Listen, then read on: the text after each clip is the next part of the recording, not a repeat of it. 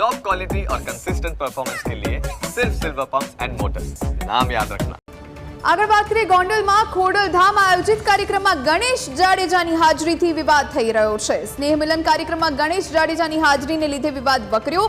ગણેશ જાડેજાની હાજરીથી બે પાટીદાર અગ્રણીઓ આમને સામને આવ્યા। બે પાટીદાર અગ્રણીઓ વચ્ચે થયેલી બોલાચાલીના ઓડિયો સામે આવ્યા। પાટીદાર અગ્રણી રાજુ સખ્યા અને ખોડલધામના રાજુ સુજીત્રા વચ્ચે વાતચીત થઈ। ગણેશ જાડેજાની હાજરીને લઈ પાટીદાર અગ્રણી રાજુ સખિયાએ સવાલો ઉઠાવ્યા છે। ઓડિયો ક્લિપ બાદ પાટીદાર અગ્રણી રાજુ સખિયા સામે ફરિયાદ દાખલ થઈ। ફરિયાદમાં ક્ષત્રિય સમાજ અને લેઉવા પટેલ વચ્ચે વૈમનસ્ય ફેલાવવાનો ઉલ્લેખ થયો છે।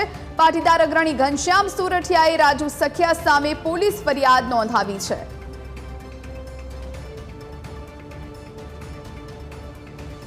એક દુઃખ થયું ભાઈ, ખોડલધામના નામ ઉપર તમે કાર્યક્રમ કરો ને ગણેશ આવે તો આપણે રાજુભાઈ નથી કહેતા, તમે કહેતા નથી તો આયોજન તમારું હોય તો નો જ આવવો જોઈએ ને।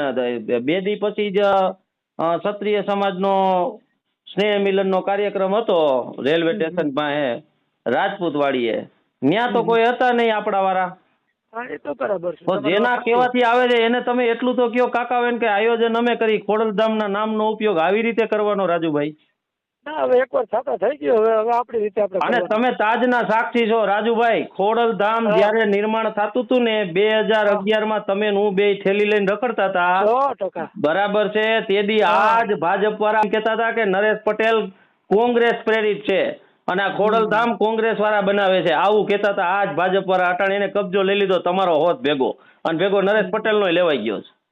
ખરેખર યાર જોવો તો ખરા યાર, આવી રીતે નામનો ઉપયોગ કરવાનો છે, આ રીતે સમાજને દોરી જવાનો છે યાર। આયોજન તમે કરો ને કોક તમને આમંત્રણ દઈ દે, અને એવા ગણેશ જેવા દૂષણને જેના બાપે તન મર્ડર લેવા પટેલ સમાજના કર્યા હોય એવાને આ વસ્તુ વ્યાજબી થાય। હવે તમને છેલ્લી વાર ને પહેલી વાર કહું છું, ખોડલધામના નામ ઉપર કઈ કામ થશે એટલે અમે અમારી ટીમ સાથે આવી જશું। ન્યા કોઈ બીન પટેલ આવ્યો હોય છે એટલે માથાકૂટ થાય, અને એ બધી રીતની માથાકૂટ થાય, અને ધમકી સમજવી હોય તો ધમકી સમજજો, વિનંતી સમજવી હોય તો વિનંતી સમજજો। ખોડલધામના નામ ઉપર તો આ વ્યાજબી છે જ નહીં રાજુભાઈ। તમે એવું સમજતા હોય કે તમને કોઈ કહેવા વાળું નથી તો આ કઈ સંસ્થા કોઈના બાપની નથી હો।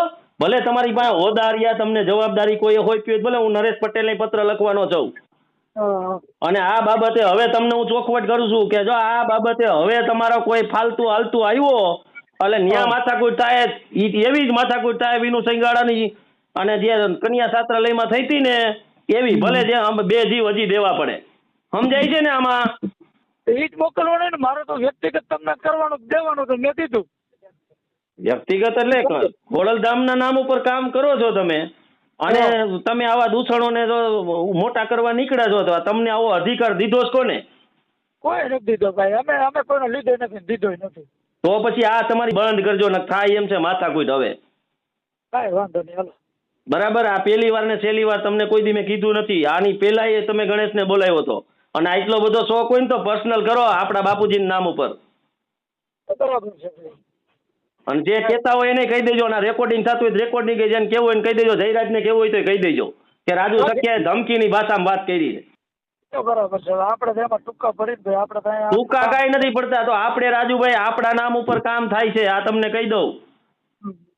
ખોડલધામ સમિતિ એટલે રાજુ સોજિત્રાના આગેવાનીમાં આ બધાય ખેલ થાય છે।